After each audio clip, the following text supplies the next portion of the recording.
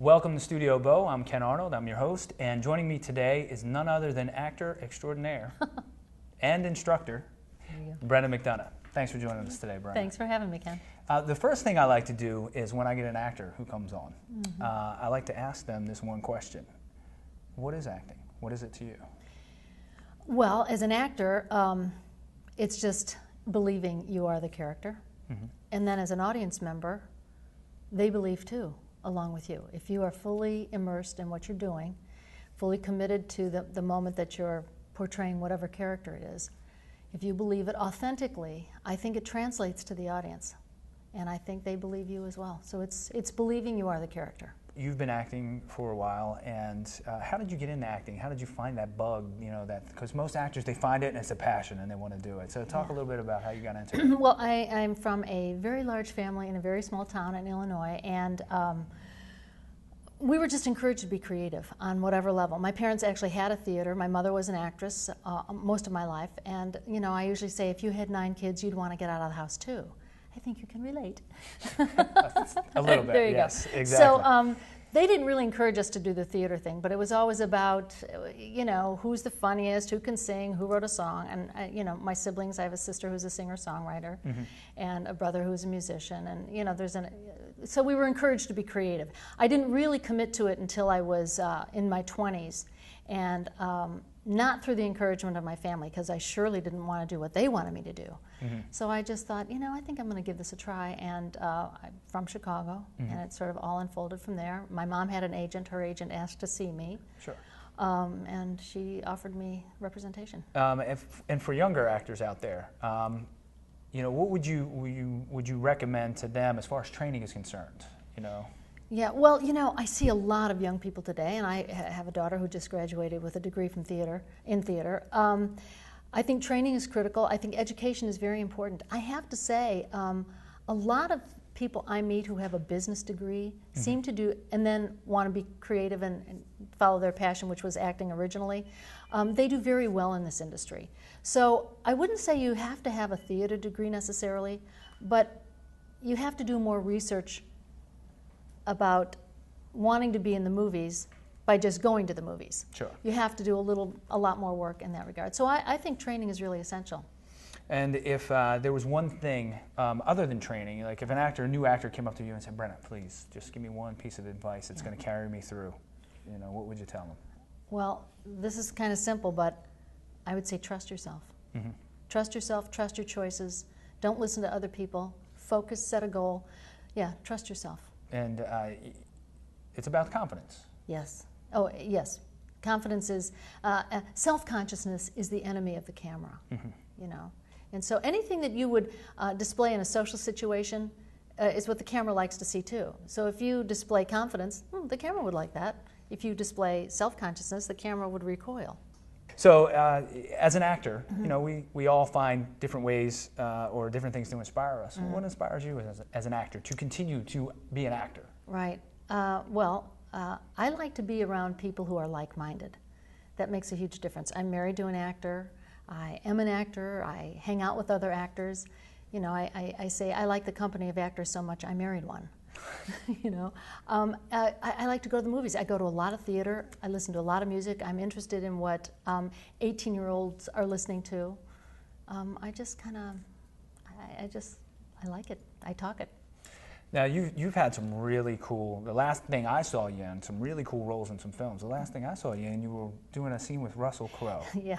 Could you talk about that a little bit? And yeah. what that was like and what Russell's like? That was pretty exciting. Went to the audition. Couldn't make it to the first audition. They brought me in on the callbacks. It was up in Pittsburgh. I read for 2 roles. Didn't think much about it after I left. I thought I did a nice job. But it's a long drive up there, so you have plenty of time to think about stuff and go over the audition in your mind. So I got a call and I got the job, and I was really, really thrilled. I was thrilled and then terrified. And so they told me, when I would go for my fitting, and I didn't meet him until the day we shot. So it's not like you rehearse or you have breakfast or anything. Yeah. Met the director and Paul, and then met Russell Crowe, and he was just very professional. There's nothing particularly palsy about him, but just professional and dead on in eye contact, and I rehearsed with his stand-in, who was a friend of his for many years. And then he and I ran through the scene a number of times. And he made, took me off and we ran lines together, which I thought was very kind. Sure. And then when it was over, he was on to his next scene, and I was back to the trailer to take my wardrobe back. But he was very kind and very giving, as any actor is. Yes. And very professional. And he didn't waver a second from his character. Yeah. He was always his character. Yeah, even when the camera wasn't rolling. Yes. Yeah. And, that's the way that's the approach of a lot of actors. Some actors can turn it on, some actors stay in character the entire time, which is kind of nice. Right. I know you teach classes. Yeah. You taught me one of my first classes, which, by the way, wow. Awesome. All right. Thank you. Talk about that, your passion for teaching and doing that. Yeah, well, it actually came to me. I didn't really pursue it. I had people telling me, oh, you should really teach a class. It never even occurred to me. Then, one night I just put a few things together, wrote a syllabus, and started teaching. Put the word out, told local casting directors. And my husband said, you give people all this information for free when they call you up. Why don't you teach a class? So sure. I was getting it from a number of sides. I didn't know what would happen, and fortunately, when you write a book, you write about what you know about. When you teach about what you know about. So I had done it for at least 25 years when I opened my studio, and I knew a few things, but mostly I just wanted to make it a safe acting zone for people to come in, try some things out, and have them realize that there's not a right way or a wrong way. There's your way to do things. Yeah. A lot of people get hung up on the method and Meisner and all that. Yeah. And, they're all effective, right? Yep. They're all good things, but like you said, I think you need to draw from certain areas and use what's effective. Yeah, and when you're young and starting out, Meisner and Stanislavski and many of those other techniques are wonderful because they give you a foundation. And then as you mature into your choices, you can draw from that buffet of ideas. Absolutely. So we talked about your workshops and teaching. I know you wrote a book. Yep. Could you tell me a little bit about that book?